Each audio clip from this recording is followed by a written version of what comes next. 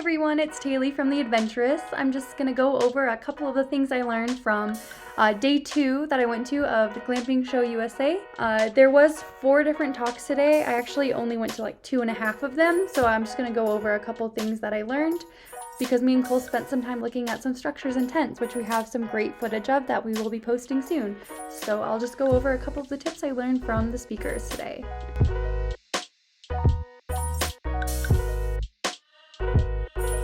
So the first presentation I went to today was called Technology to Move Your Business Forward. And this was set up in a panel way with Ben Quiggle from Woodall Camping Magazine as the moderator, and then Vinny Cunero from AutoCamp, Natalie Binder from Camp B, and Nate Self from Timberline Glamping Co. as the panelists. So one of the main topics they talked about was websites. Obviously this is really important for businesses, especially people that want to get bookings away from Airbnb, things like that. And they said this was the first introduction to your company. And that's so true. This is going to be what a lot of guests see right away. So it's really important to make it user-friendly and to make it visually pleasing and to follow kind of what type of brand that you want to have. They said it is common to rebuild your website, so don't worry if your first one isn't perfect. Natalie from Camp B, she said they opened in April and they've actually already have gone through 3 websites, which is pretty crazy. And then Nate from Timberline Glamping Co. said that when he first started, he actually built his own website and he said it was terrible, but he said other people thought it was okay. And since then he has hired professionals. I'm actually gonna try to build our website and see if it is okay. It is hard as a small business to hire someone to build a website. I know they don't have to be too much money, but sometimes they really can be. So I'm just gonna see if we can get by with me making our own website first and then seeing how things go as we grow. Another thing they talked about were property management systems, and these can help you with dynamic pricing so you can get what it goes for on the weekends or holidays, if your pricing will go up or down depending on the season. Me and Cole have kind of talked a lot about this, and I don't know if this is something we want to use. I kind of want our set rate to be the set rate. Obviously the weekends might be a little bit higher and the weekdays will be a little cheaper, but I don't know if I really want to game the system as, oh, 4th of July weekend is double the price.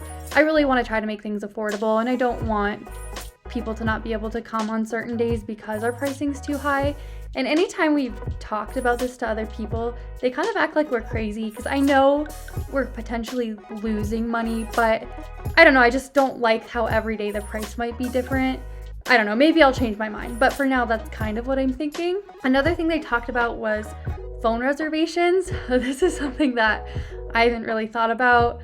I personally do not want to answer the phone. I don't really want to have a phone number. We'll have an email. Guests can email us or reach out to us on social media.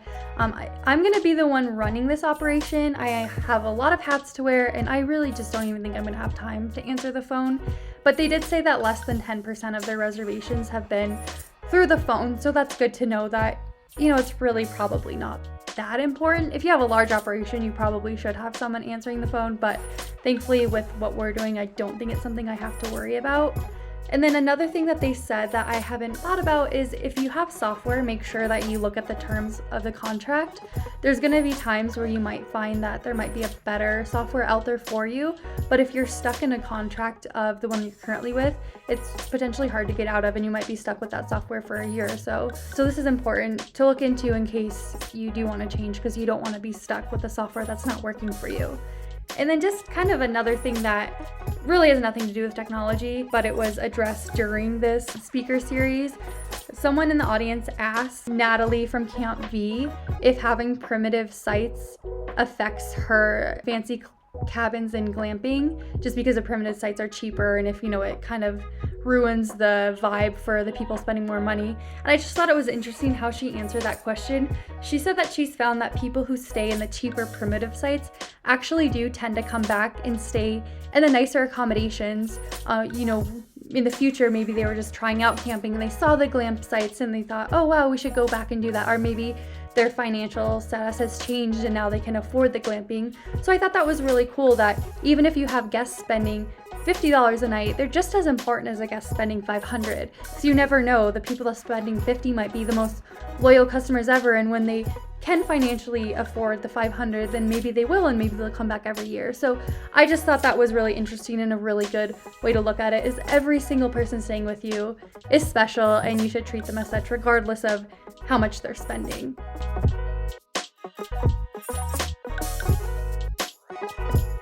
And then the second speaker that we went to was from Kathleen Walsh from Advanced Outdoor Solutions, and she held a talk on government hurdles and how to address those. This was really interesting because this is something that we all have to go through, and it can be challenging, and every county's different, so you really, it's the fun stuff. The biggest tip she had is to know the code, and this is very important. You really do need to know the code in the county that you're going to be in. Me and Cole read the code again and again and again, so when we did have a meeting with the county, we knew what we were talking about, and it did come across better. And I think that's why we have such a good relationship with the county now, is because they know that we cared enough to read it, and they know that we knew what we had to do from the beginning. So I think that's really important. It's kind of crazy to me how many people never read the code, and then they're like, oh, I can't put 100 sites up on 2 acres. No, you got to read the code. You got to see what they allow. Another thing that she said that was really interesting is to ask for more than you need. She gave an example of an individual that only needed 30 boat slips, but they asked the county for 100. And of course the county was like, oh my goodness, 100, we can't do that, but we could do 30. And then he said, oh, okay, well 30 will work. And I just thought that was funny because sometimes you do have to ask for more than you need. And me and Cole actually kind of did this because we have 10 acres. We technically could have had 20 glamp sites, but because we only really have 6 acres that we're going to use, we only asked for 12. So I think that did kind of look good in the county standpoint, is we weren't even maxing out what we technically could do. And besides, I don't think I could manage 20 by myself anyway. So it all worked out better. And then another thing she said is when you do have these hearings, and if you do have people being ridiculous, to make sure you empathize and then remain calm. She did give the example of, which I think is insane. There was a resort she was working on where they were going to put up glamping tents, and a lot of people from the neighborhood came, and they were concerned because they were worried that people were going to move into the tents permanently, and then their trailer trash kids were going to take over the school district, which is completely not true. I mean, people don't live in the glamping tents at the resorts, and just what a awful and insensitive comment to even make. Yeah. But anyway, she said in that situation she had to, reassure the people that no one will be living in the tents, no one's going to be going to school, because of these tents.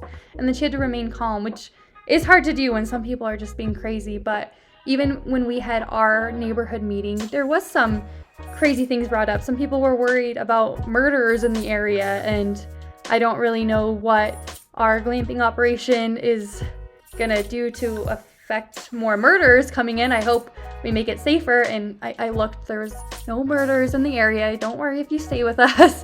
But the neighbors are gonna come up with some really crazy things, and you're just gonna have to remain calm and reassure them that you're doing everything you can to make the area better and to be a good neighbor. And she said even with the county, sometimes she has some struggles, and she said just to make sure you explain the shared goals and then to remain positive. With our county, thankfully, there was a clause that said, tourism is really important and they really want to work with that. So that's something that we really held on to, because our shared goal is to, bring tourism to the area in, a sustainable and more eco-friendly way. So we really talked to them a lot about that. So I thought that was all really, really cool information and just a really good way to go about everything. There were 2 more speakers today. There was one on building asset value. I briefly sat through that one. It was pretty interesting, but it was more about, finding capital and building and stuff, and it wasn't totally applicable. But something I thought was interesting is they did talk about, even from the beginning, know your exit strategy, whether you want to sell in the future or if you want to franchise or build more sites or locations, just to always keep that in mind. And I think that is important. We don't know exactly what our future is going to look like, but it would be cool to maybe have more sites or franchise or maybe even sell. So we always kind of keep that in the back of our mind with everything we're doing is, what would the potential exit strategy be? And then the other speaker was about land planning and site selection. We didn't sit through this at all because we already have our land and everything, so it wasn't super applicable. I'm sure it was really interesting. Instead, we went around and took some videos of some tents, so we're really excited to share those soon. There was some gorgeous tents. You didn't even realize you were glamping. It was like you were in a gorgeous, gorgeous cabin, so we'll be sharing those soon. Please subscribe. Let me know if there's anything else that you want to see. Sorry, I tried to keep this a little shorter, but there was so much information that I had to make it a tad longer. But thanks so much for watching.